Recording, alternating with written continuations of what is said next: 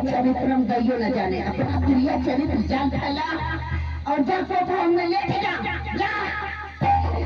ओ घड़ी आ गई यार मेरा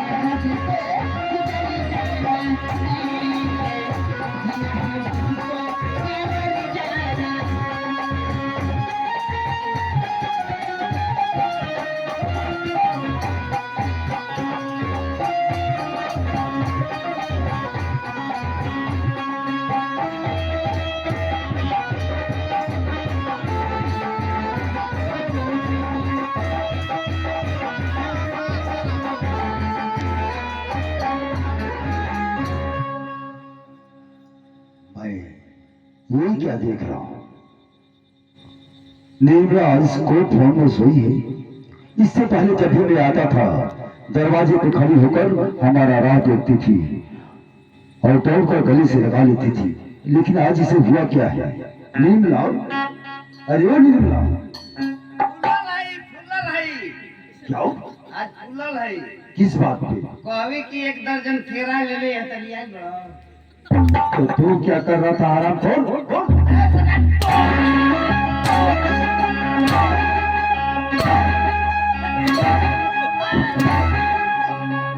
सरकार हम गई तब मजवारा से कांच 6 गो ले हमी आई कहत रही पाकल।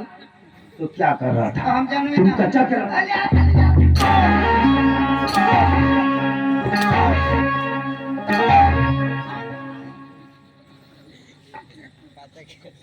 निर्मला, अरे वो निर्मला, निर्मला, निर्मला,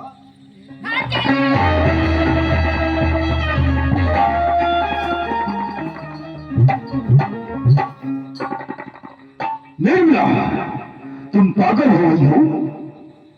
मुझे धक्के मार रही हो?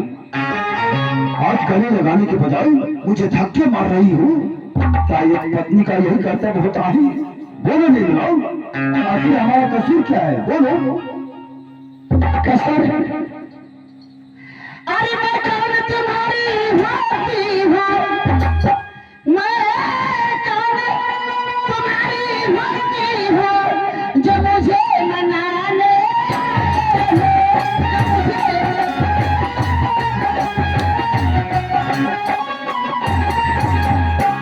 अरे मन में रखते हो स्वार्थ भाव, मन में रखते हो स्वार्थ भाव, क्या यज्ञ मनाने आए हो?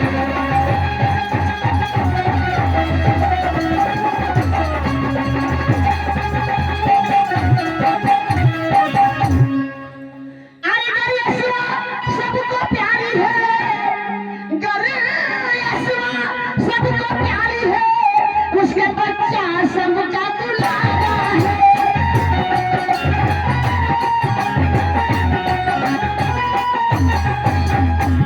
असना आंखों की तारा है, असना आंखों की तारा है, उसका बच्चा गोदी का दुलारा है।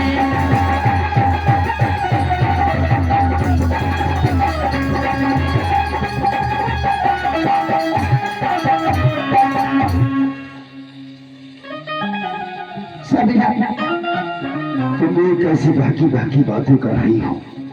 तुम्हारी बातों को मैं समझा नहीं। ये बार बार तुम आशा बहू की नाम तो क्यों ले रही हो? क्या उसने कुछ कहा है? बोलो। साबिया, आप नहीं समझ पा रहे हैं मेरी बात को। और सुनो सुनो सारे सुनो, हो सुनो यारा जाना, सुनो सारे सुनो।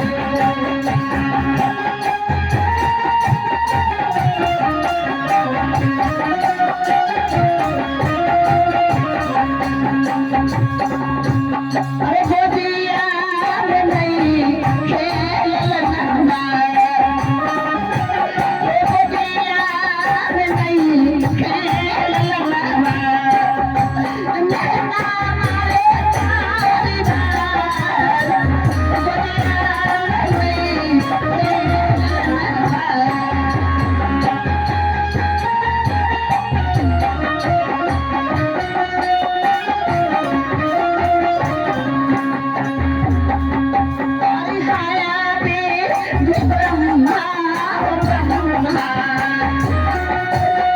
आया विधि ब्रह्मा ब्रह्मा गाए लिखा लाल लाल आया विधि ब्रह्मा ब्रह्मा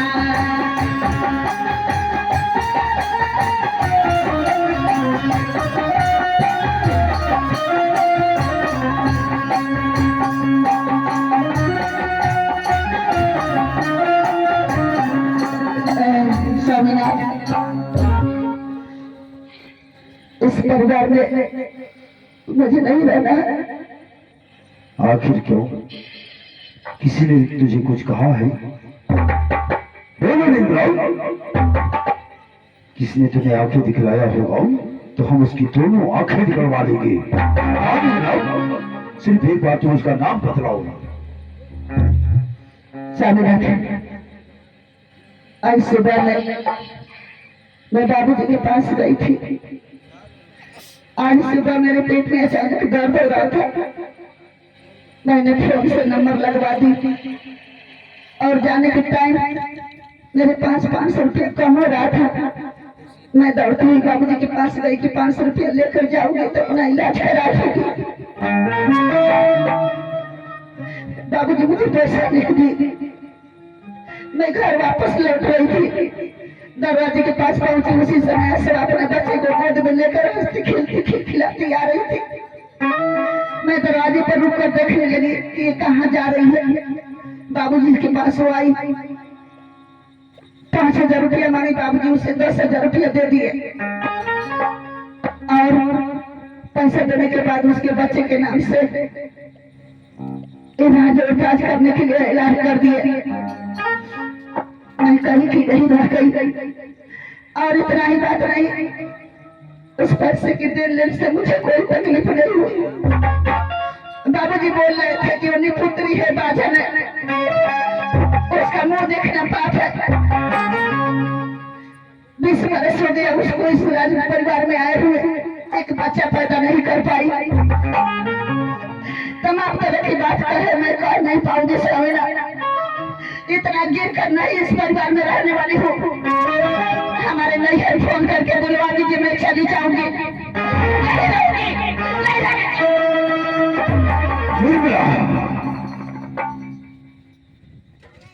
कोई भी पिता अपने औलाद के बारे में ऐसा नहीं सोच सकता है।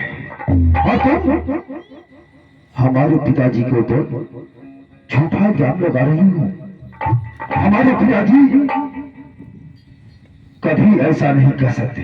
क्या साबित है तुम्हारे पास कि हमारे पिताजी तुम्हें निपुत्री और बाजन बनाए हैं? स्वामीनाथ, इस बात को मैं जानती थी कि आप साबुत जरूर मानेंगे। मैं कहाँ से साबुत दूं? अरे जो मर्द अपने पत्नी की बात पर विश्वास न करता हो, उस पति और पत्नी को छोड़कर दूर रहना चाहिए। और जिस घर में परिवार की कोई कदर न हो, उस परिवार को, उस घर को लात मारकर निकल जाना चाहिए।